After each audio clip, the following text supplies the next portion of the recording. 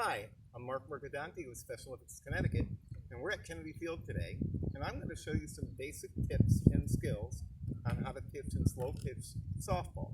We're going to cover the grip, the stance on the mound, the delivery, and the follow-through. And we'll also talk about situations where you as an infielder will need to make some decisions on the field. Hope you enjoy.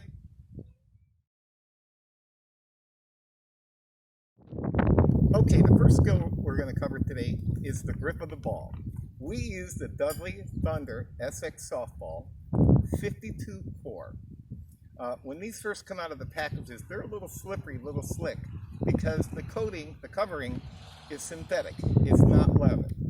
So one of the things that you're going to need to get used to if you're using a new ball is it's very slippery, very slick, and it might make you decide what grip you want to use. There's two grips that we recommend you try to use. One is a full hand grip where all four fingers are on the ball. It doesn't matter what part, if it's laces or the end part, but all four fingers are on the ball and the ball is flipped out of your hand. It literally goes up, you bring through your delivery, and all four fingers spin the ball. The ball will have a little bit more top spin to it and actually appear like it's gaining speed as it's going towards the batter. And we'll demonstrate the difference between this and the second grip, which is what I call a fingertip grip. Not quite a knuckleball, but fingernail. And it's just taking the tips of your fingers. Instead of your whole hand, taking the tips of your fingers and holding the ball this way. And when it comes out of your hand, it's going to have less rotation, it's going to look slower, and for some people, it will seem like you have more control of that ball and you can throw it a little higher. So the second skill we're going to cover today is stance on the pitching mound. If you watch a Major League Baseball game, you know that all pitchers must start with both feet on the pitching rubber. But in softball, you only need to start with one foot on the rubber to make it a legal pitch. For me, I like putting my foot right in the middle of the plate, my lead foot of the ball of my pitching arm, my right arm. And when we get into delivery and follow through, you'll see that's why you want to have your right foot there. Now you're able to move your foot around. If you want to come over to this side of the pitching mound, you can. Or if you want to go over to this side. That might be because one game the ball seems to be going in one direction that you don't want it to go. So you can adjust your position on the mound as long as you start by showing the ball and having your foot on the pitching rubber.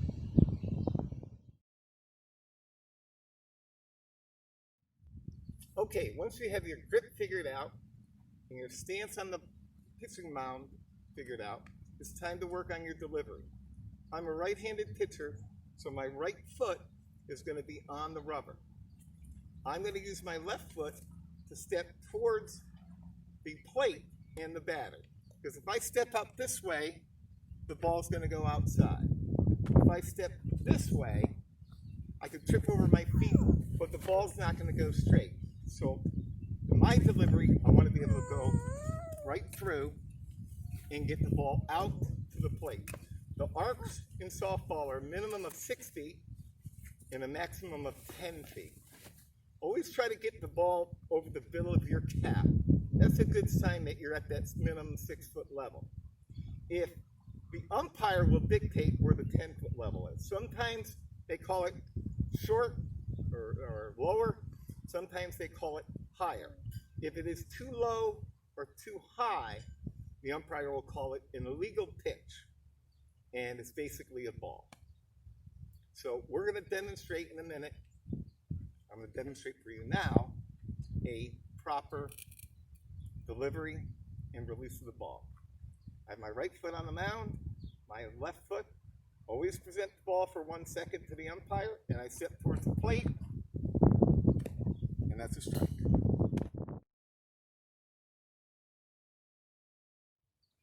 Okay, the last skill we're going to cover today is your follow-through. We've got our grip, we have our stance on the mound, and we have our delivery. The ball's being pitched. What do? You don't sit there and watch the ball in the batter.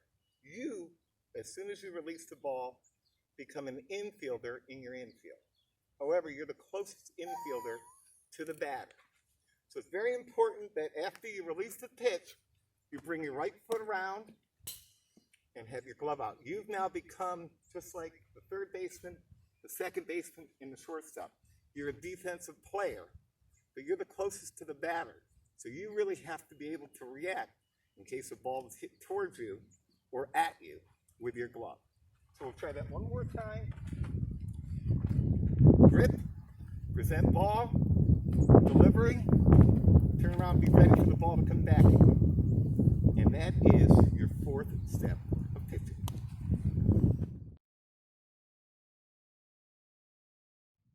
Okay, you've completed your pitch to the batter. You're now in a defensive position, and the ball, he hits a grounder to you. What do? It's going to depend on the situation. If there's nobody on and nobody out, you're just going to throw it to your first baseman and get the runner out. However, if there's runners on base, you're going to look to try to get the lead runner out on a force out. And that's where communication between you, your other infielders, and your coaches need to occur. If there's nobody out and a runner on first, I'm going to turn around, talk to my shortstop, and signal. If the ball comes to me, I'm turning and throwing to second base to get the force out. But because I can't see the runner, I need somebody to tell me to either throw to two or second or just go to first. I don't know how fast that runner is, and if he's close enough to second base that I can't get him out, and it's a better option to throw it to first. The same thing with runners on first and second and less than 2 outs. If the ball comes to me, I'm going to listen for my coach or another player to say 3 or 1. Because if I can get that lead runner at third base, that'll keep that runner out of scoring position. So the ball comes to me, I turn, and we get the force out at third. Bases loaded, less than 2 out. I have to make sure I tell the catcher, if the ball's hit to me, I'm going to go to you. I'm close enough to get the ball that I should be able to beat the runner to home plate. It's also important to let your fielders know the difference between tagging a base on a force out and tagging the runner. It's always good to get force outs. They will get you out of innings and get you out of jams. But you have to be able to communicate, whether it's to the shortstop or second baseman or your coach, to tell you where to go with the ball. Whether it's to first, runner on first, you're going to get him at second. First and second, you're going to get him at third.